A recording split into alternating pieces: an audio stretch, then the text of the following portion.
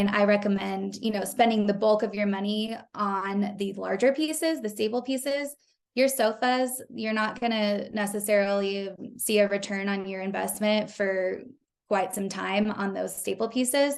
So try to avoid buying pieces that are like highly trendy that, may look a little dated in a year or two. I try and buy things that are very neutral. Some are trendier than others, but again, I really look at it through the lens of, will I like this 5 years from now? Will I feel good about it still? And from there, with your staple pieces, then you can layer in, different pillows and accessories and, the rugs. You can get great deals on rugs. So I try and keep our stages looking fresh through the use of the accessories and decor versus continuously buying new, large ticket items that quickly eat into your profits.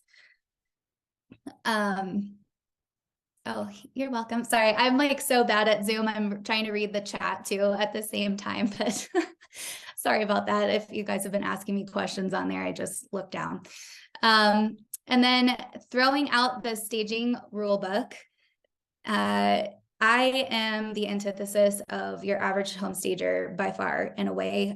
When I first started this business, I was very scared to really lean into my aesthetic and what I loved. And especially with offering a rental warehouse, I tried to kind of buy pieces that could work for everyone and every home. And I got a little scattered with it in the beginning. And once I really hit my stride and just started doing what I felt like doing in homes, and I saw the response to that, that's when I just totally let my hair down, if you will. And I can't recommend that enough.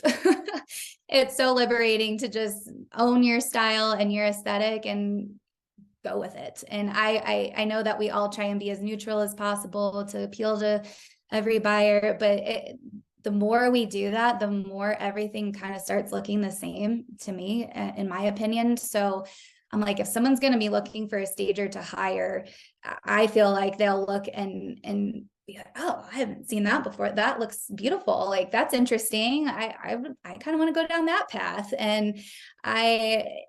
So I just kind of own that and go with it. And the response has been amazing.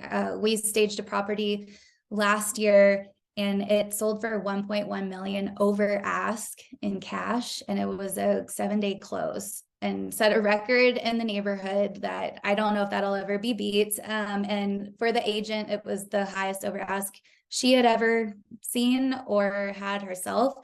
So not only are you helping set these records by, staging in a more unique way, you are adding so much value, helping your clients break their records, whether they thank you for it or not. But again, we are so crucial. So I can't say that enough. But yes, throw out that rule book. Don't let it hold you down. It can be, as someone said here, it can be oppressive. And I agree with that. I was so timid at first to really go with what I wanted to be doing. And I just don't look back. If you love something, try it. You'll see the response and you can run with it. And then back to inventory, being realistic with your wallet and your inventory. Again, I know how expensive this business is, and whether you're just starting out or if you've been in this game for a minute, the inventory does not stop and you have to keep up with it. So, like I said, getting as creative as possible with where you can purchase pieces, filler pieces, dining chairs, all like the smaller items. Couches are harder to come by on, secondhand that don't look secondhand. So again, chairs, all of that kind of stuff, that is a great place to start. I started with buying decor and throw pillows and lamps and floor lamps and fake plants and, all the like smaller things to really be able to take the furniture I was renting from the rental warehouse at the time that I was using, and then layering in my own style on top of it. I was able to start differentiating myself from other stagers in the market, even though we were using the same furniture. I just wasn't renting those pieces from the warehouse like everyone else. So that kind of, helped then. And if you have a rental company in town that offers a service, I highly recommend using that. You can still slowly build your own inventory up on the side. And then when you're ready to, run free and go get your own warehouse or a larger storage facility, you'll be ready. And I used renting from the other stager warehouses in town as my like research time too.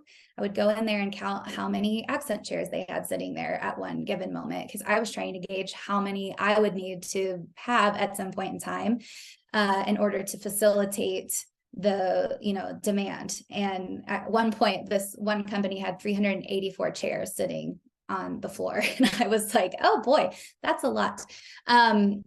So just go slow, be smart about it. If you find a good deal, take it. Sometimes I'll buy a couple of something if it's on clearance, extra. Oh, sorry. Oh, you're asking if they're using their own inventory renting or a combo. Yeah, I would love to hear that too.